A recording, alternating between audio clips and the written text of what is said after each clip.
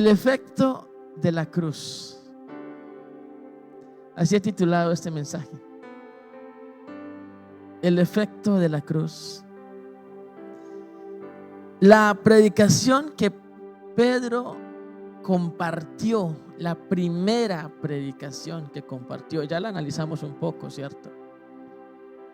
Duramos 2 semanas mirando los detalles de esta predicación. Esta predicación trajo un efecto en las personas que estaban allí escuchando.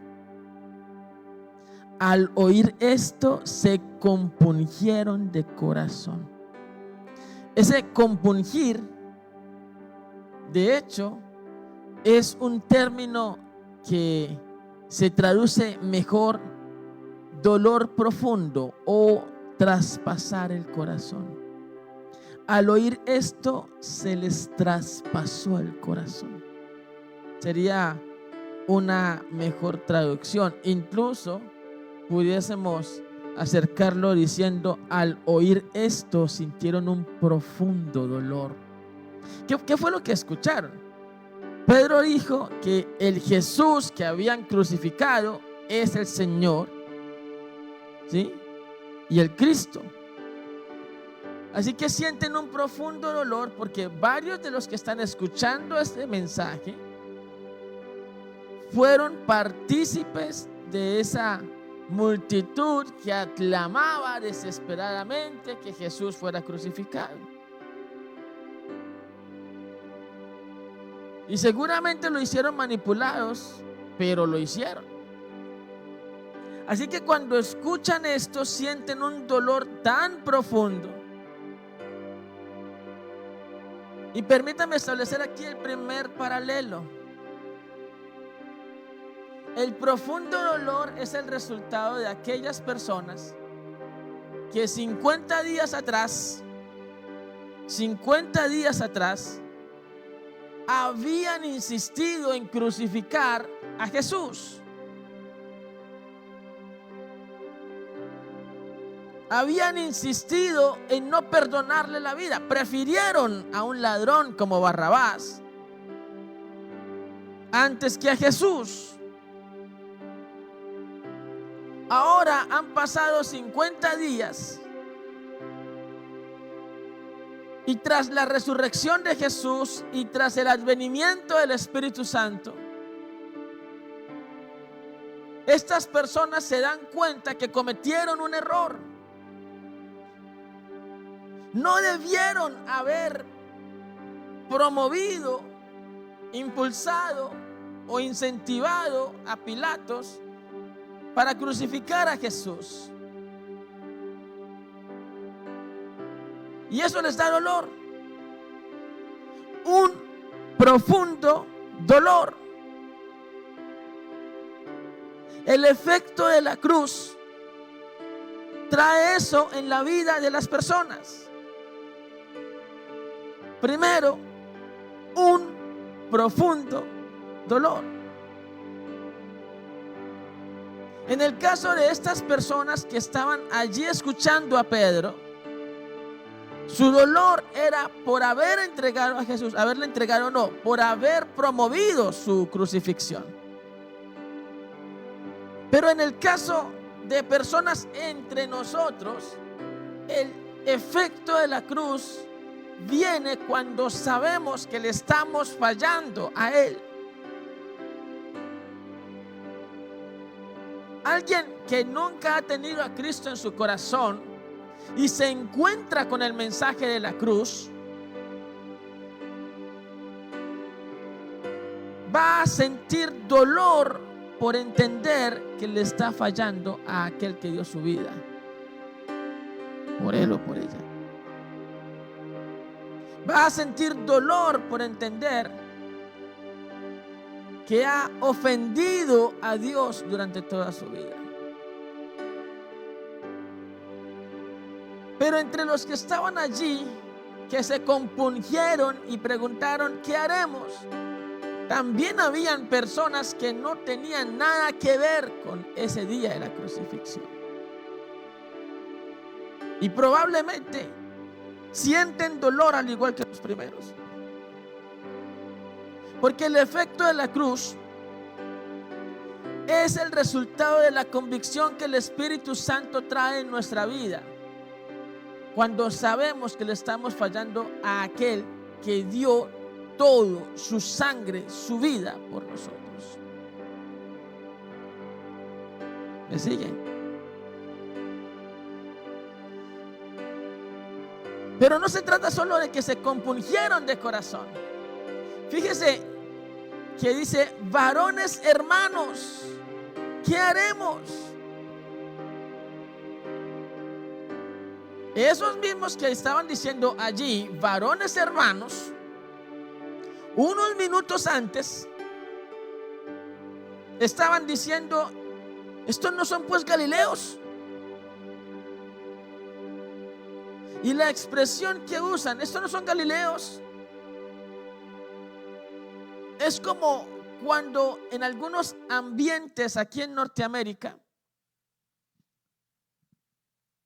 a cualquier persona le dicen mexicano, queriendo hacerle sentir o menoscabar. ¿Sí me hago entender? Todo lo que no sea de Estados Unidos, todo el que sea latino es mexicano. ¿Sí ha escuchado comunidades así? Y con eso están incluso menoscabando no solo a México, sino de ahí para abajo. Pues así pasaba cuando utilizaban la expresión galileos. Estos no son galileos. Con lo que estaban dando a entender que les despreciaban. Porque consideraban que el de Galilea, ese es campesino. Bien. Ya no están diciéndole varones galileos, o estos son galileos. Ahora le están diciendo hermanos. ¿Algo cambió o no? ¿Sabe qué cambió? Empatía. Porque la cruz trae como efecto empatía. Eso trae la cruz. Varones hermanos. ¿Usted por qué llama hermano a la persona que está a su lado? ¿O por qué llama hermana a la persona que está a su lado? Si a mí me preguntan eso algunos años atrás, yo hubiera dicho porque se me olvidó el nombre.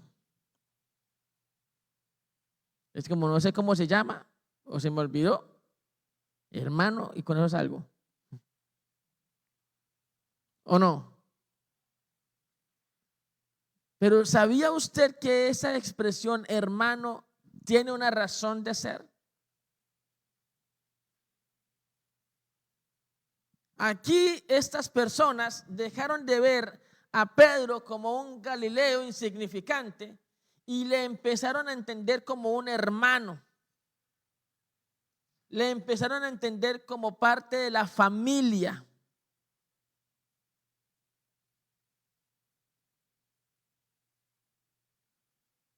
Eso se llama empatía. La empatía es lo que debería caracterizar a la iglesia. No nos llamamos hermanos o hermanas solo porque se nos olvidó el nombre. Nos llamamos así porque deberíamos entendernos como familia.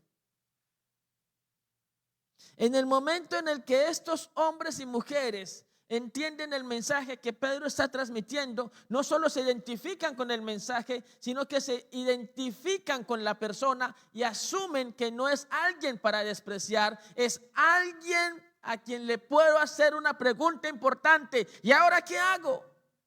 Es alguien a quien puedo valorar, es alguien a quien puedo reconocer.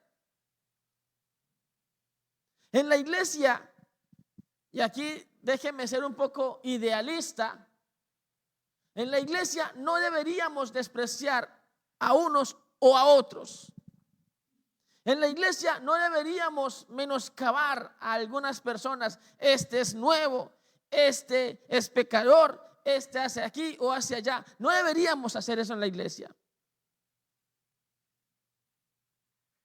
Porque en la iglesia el sentido de la hermandad surge del propósito de Dios de que seamos un solo cuerpo.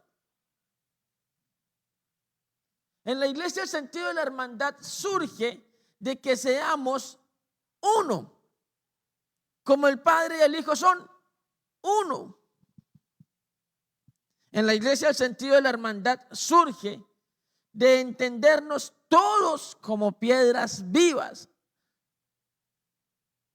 No es que unos son piedras vivas y los otros son ladrillos. Todos deberíamos entendernos como piedras vivas. Y esa unidad es la que nos aproxima a la hermandad. Hay iglesias en donde ya no se utiliza la palabra hermano. ¿Por qué? Porque eso es muy religioso.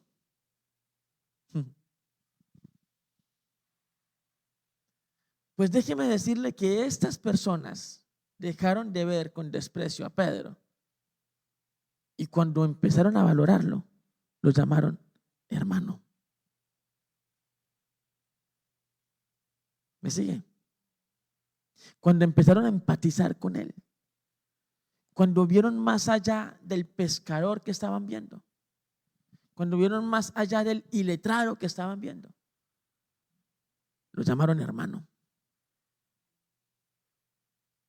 Porque esa expresión hermano en la iglesia no solo está diciendo que compartimos la fe. Esa expresión hermano en la iglesia también está diciendo yo valoro lo que eres como persona. Eso se llama empatía. Yo no voy a despreciar lo que eres, porque tu valor viene del valor que Dios te da. Es el efecto de la cruz. Llega la empatía. Y con la empatía también llega la acción. ¿Qué hacemos? Esa era una pregunta sincera. ¿Qué hacemos? Y la respuesta fue bastante práctica. En la respuesta de Pedro hay dos imperativos y hay dos promesas. ¿Hay dos qué? Imperativos. ¿Y eso qué es? Dos órdenes, dos instrucciones, dos pautas. Arrepiéntanse y bautícense. Y dos promesas. Van a experimentar el perdón de pecados y al Espíritu Santo. Entonces, ¿dos qué? Dos imperativos y dos qué? Y dos promesas. El primer imperativo es arrepiéntase. Le voy a leer lo que dice un comentarista, Stanley Horton, al respecto de esto. Pedro les respondió con un llamado al arrepentimiento. Esto es a cambiar su pensamiento y sus actitudes. Paro aquí para decirle que si el arrepentimiento no incluye el cambio de pensamiento y acciones, entonces no es arrepentimiento.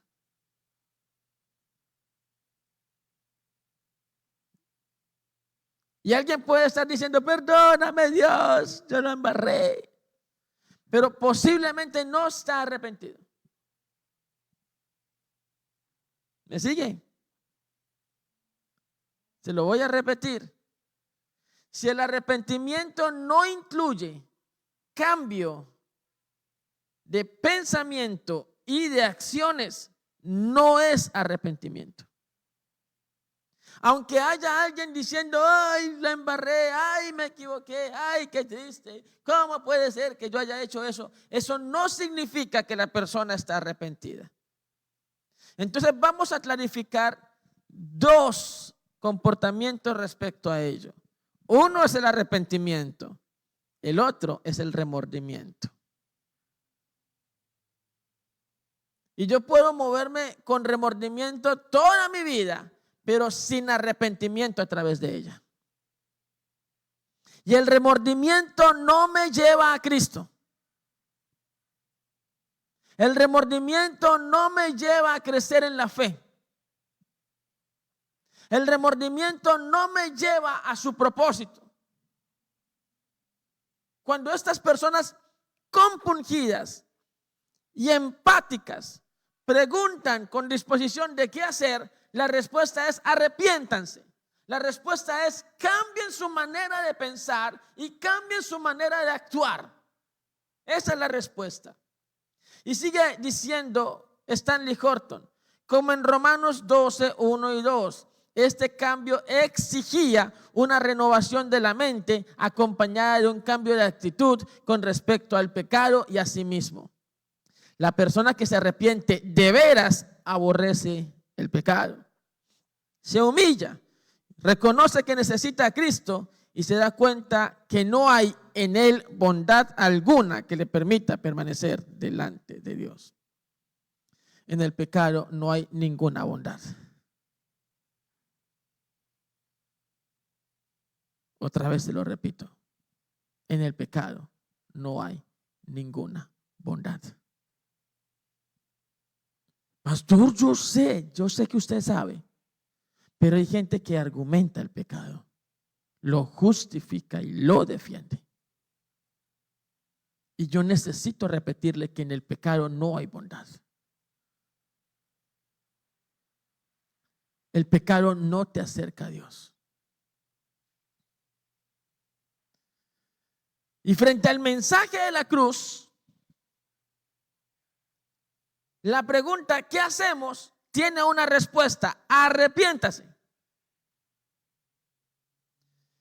El efecto de la cruz debería llevarme a que, compungido por el mensaje de la cruz, yo proceda al arrepentimiento.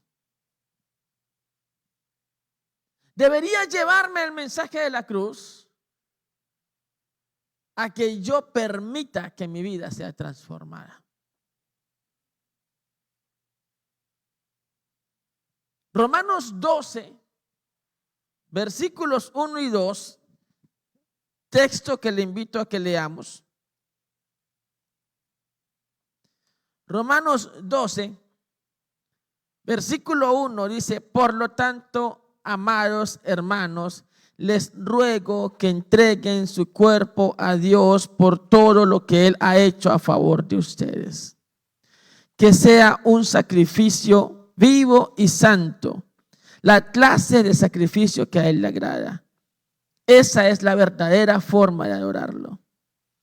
No imiten las conductas ni las costumbres de este mundo. Más bien dejen que Dios los transforme en personas nuevas al cambiarles la manera de pensar. Entonces aprenderán a conocer la voluntad de Dios para ustedes, la cual es buena, agradable y perfecta. Esa es la Nueva Traducción Viviente. La invitación que nos está haciendo Pablo es a que permitamos una transformación en nuestro entendimiento. O mejor, una transformación en nuestra vida por medio de la renovación de nuestro entendimiento.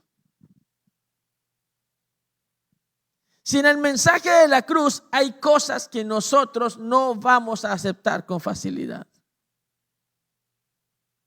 El mensaje de la cruz me está diciendo, por ejemplo, que hay cosas que yo he hecho que a Dios no le agradan. Y puedo y debo abrir la puerta de mi corazón para permitir una transformación allí. Cambiarlas.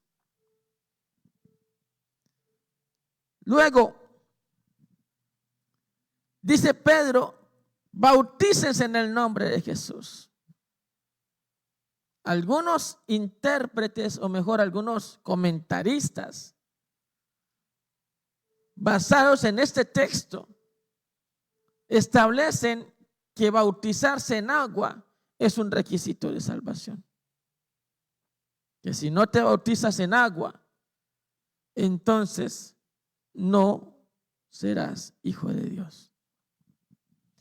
Le quiero leer lo que dice otro comentarista, Fernando Agit, sobre este tema. Algunos han entendido que arrepiéntase y bautícese cada uno de ustedes en el nombre de Jesucristo para perdón de pecados, implica que el bautismo es un requisito necesario para la salvación. Pero esta interpretación fuerza excesivamente el sentido del texto.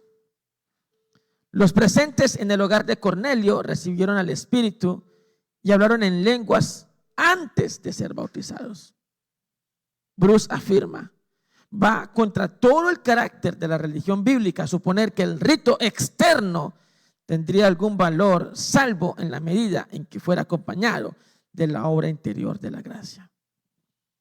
Bruce señala la similar situación que encontramos en 3:19, donde, comillas, el que los pecados del pueblo sean borrados es una consecuencia directa de su arrepentimiento y vuelta a Dios. Nada se dice sobre el bautizo, aunque sin duda está implícito. Aclaremos, porque algunos cristianos son bastante conformistas y creen que tras haberse bautizado ya está todo resuelto. Y otros son bastante temerosos y dicen que no se van a bautizar hasta que ya dejen de pecar. Porque están asumiendo como que el bautizo es un paso de salvación. El bautizo es un paso de obediencia. Otra vez, ¿qué es el bautizo? Un paso de obediencia. Es que Jesús me dijo que me bautizara. Pero aunque es un paso de obediencia, el bautizo es un símbolo. ¿Qué es el bautizo? Y los símbolos no reemplazan la realidad, la ilustran, pero no la reemplazan. ¿Qué se representa en el bautismo? Y por eso la iglesia cree, la iglesia cristiana, en particular Asambleas de Dios, creemos en el bautismo por inmersión, que es diferente al bautismo por aspersión. ¿Sí? ¿Le dije las palabras raras? ¿O estamos bien? El bautismo por inmersión es que usted lo sumergen en agua. Y el bautismo por aspersión es que usted le tiran chorritos de agua. Está bautizado. ¿Ya vio la diferencia? ¿Por qué creemos en el bautismo por inmersión? Porque es un símbolo que de hecho ese fue el bautizo que Jesús recibió.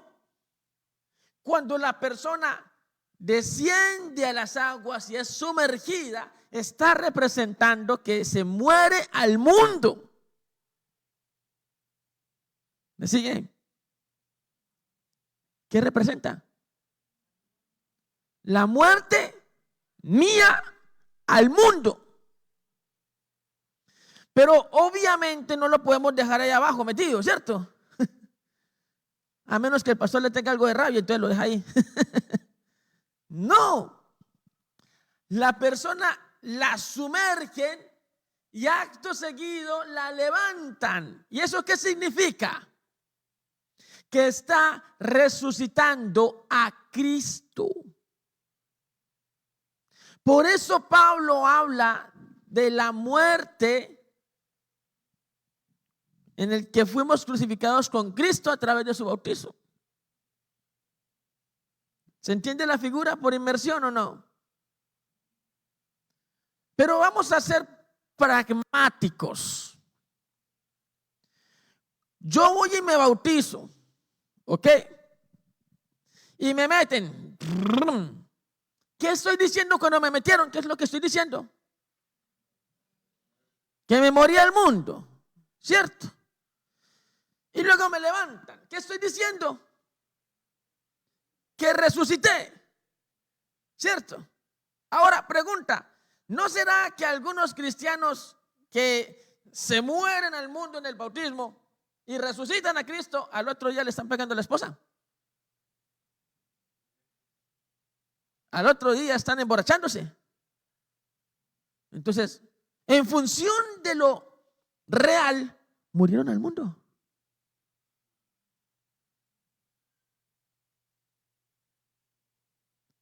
De nada sirve un símbolo si no está acompañado de la realidad de lo que representa. ¿Me está escuchando? De nada sirve que yo venga aquí con una Biblia súper grande aquí, bordes dorados, carísima la Biblia, si yo no vivo lo que está allí escrito. De nada. De nada sirve el símbolo si no vivo lo real que implica el símbolo.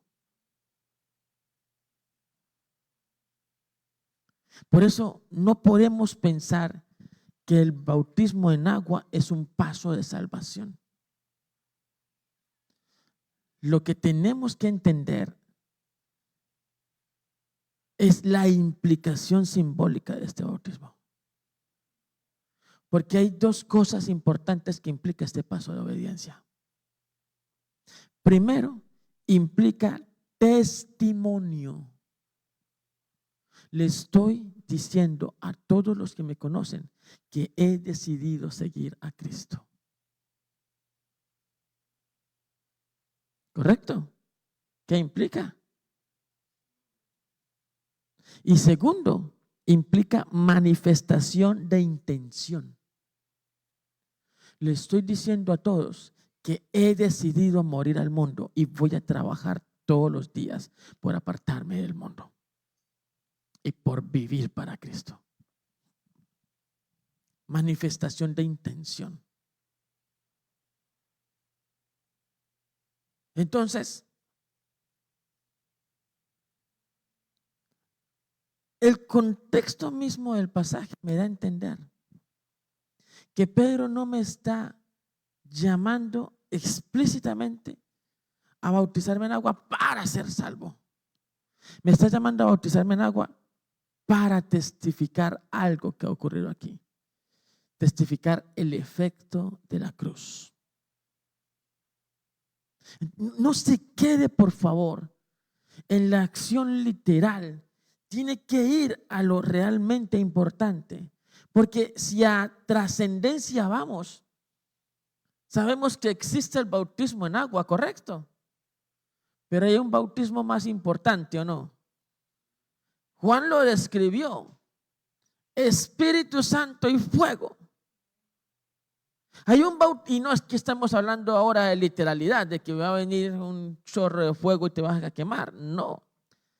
Seguimos hablando de una figura retórica, pero la esencia de la figura es que el bautismo trascendente es el que te propicia el Espíritu Santo de Dios cuando llegas a la fe cristiana. ¿Está conmigo?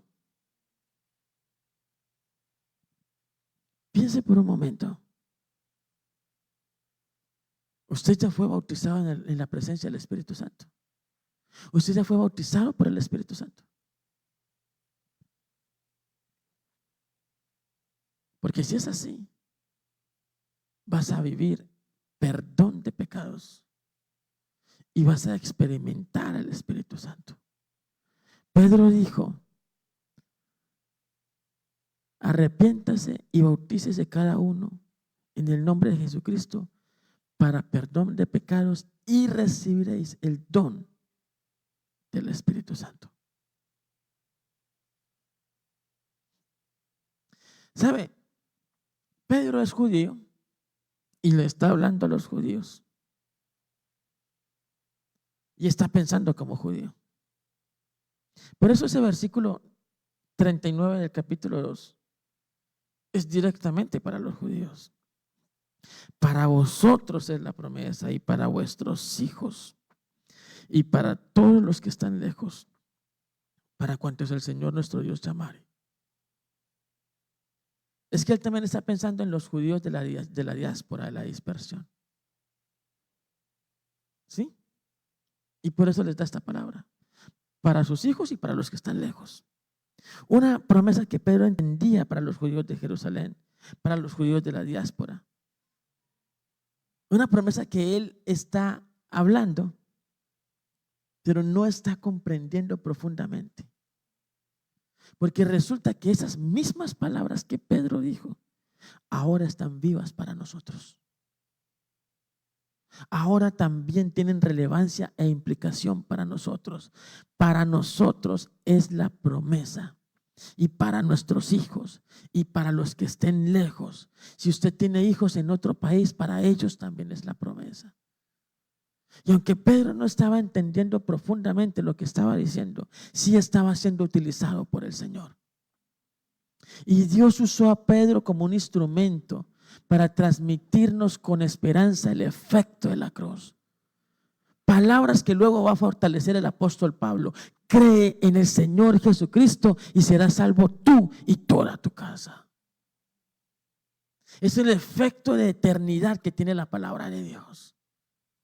El que habló con mentalidad de presente, mentalidad de aquí y ahora. El que habló con mentalidad de cultura. Le estoy hablando a ustedes que me están escuchando aquí, pero Dios utilizó su palabra para traerla hasta nosotros y darnos una promesa. Tú crees en el Señor Jesucristo y habrá restauración no solo para ti, habrá restauración para toda tu casa. Para ti es la promesa, para tus hijos y para los que están lejos, porque hoy en día vivimos esa realidad. Aquí en particular la tenemos. Nuestra familia, algunos están con nosotros, otros están lejos, pero Dios los tiene a todos en su eterno propósito. Ese es Dios, el que se mueve en misericordia y bondad. E insisto, Pedro ni siquiera lo dice muy claro. Es más, les voy a leer lo que un comentarista dice. Es evidente por la lectura del capítulo 10 de los Hechos que Pedro pensaba en la dispersión de los judíos al hablar de los que están lejos.